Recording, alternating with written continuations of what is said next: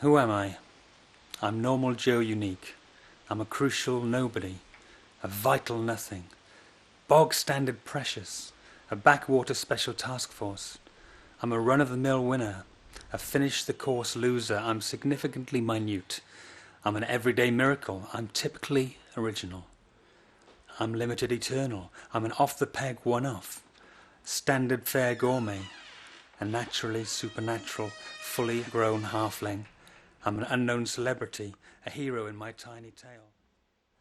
Well, you could say I've been performing since I was about 6 years old, but only in my parents' living room when I wanted to delay bedtime, and I'd put on silly voices in order to be cute, and I knew that I wouldn't have to go to bed if they were laughing. Then in the youth group that I went to in the Brethren Church I was brought up in, the youth leader got us doing dramas and retelling Bible stories in that way. So very early roots of what's become the word on the street, even at the age of 14 or so. The first degree that I did was actually in economics.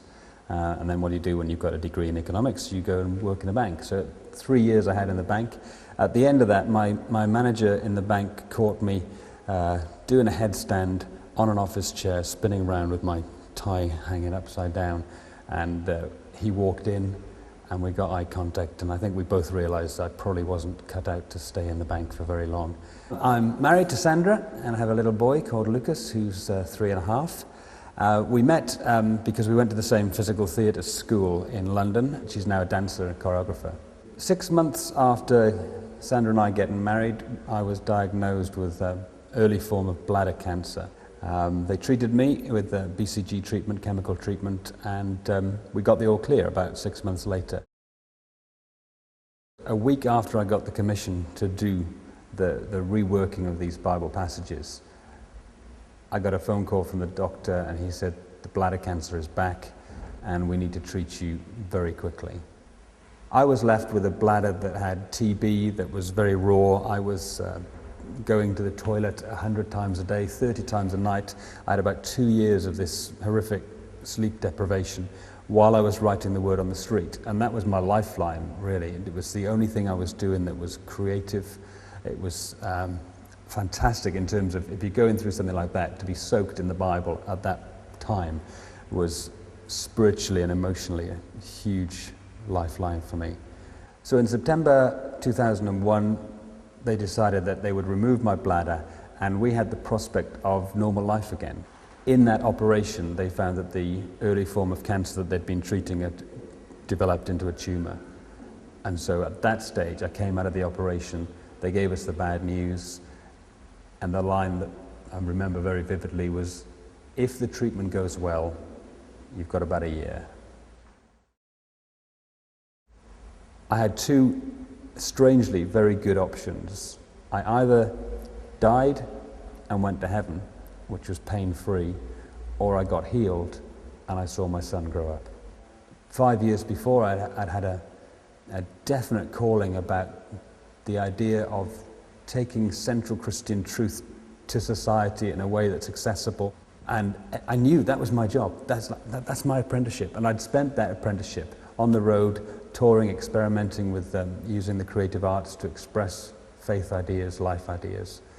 And for that suddenly, for the carpet to be pulled from underneath me, and for me to be told, you're not going to fulfill that, everything in me screams, surely that's not right.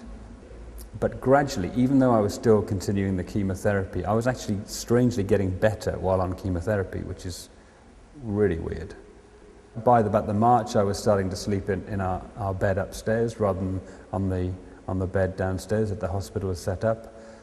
All these sort of things, just slow progress. Until the May of 2002, when it all went wrong again. I had this huge raw patch on the small of my back. The doctor said, it's 99% sure this is the cancer come back with a vengeance.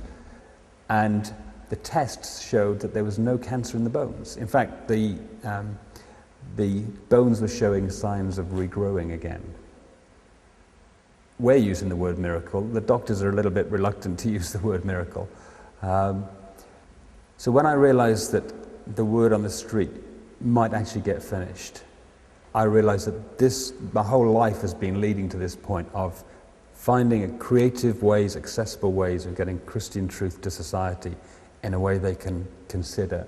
And how fulfilling is that, to go through hell and back and then to realize that your life calling is back on again.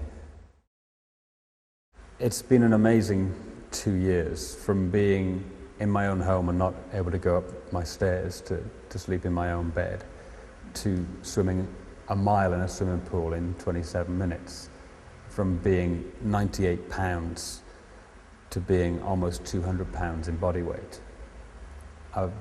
2 years I've made the journey from Psalm 13, where it's David calling out, "How long, God? How long? How long are you going to forget me?"